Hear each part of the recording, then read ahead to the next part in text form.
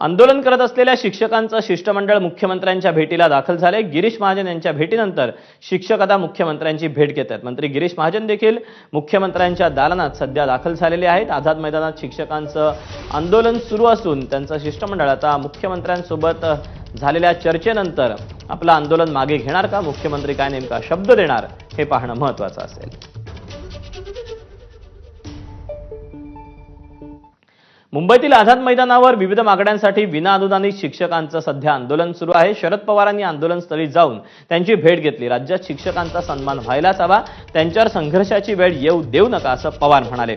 तर एका दिवसाच्या शिक्षकांच्या मागण्या मान्य व्हायलाच हव्यात असा इशाराही त्यांनी दिला।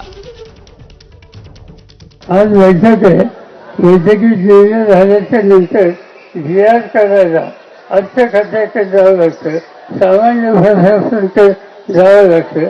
त्याच्यासाठी थोडा वेळ गेला तर म्हणून आणखी एक दिवसापेक्षा जास्त नाही, या एक दिवसाच्या आतच हे करावं यासाठीच मी हा शब्द त्या ठिकाणी वापरला।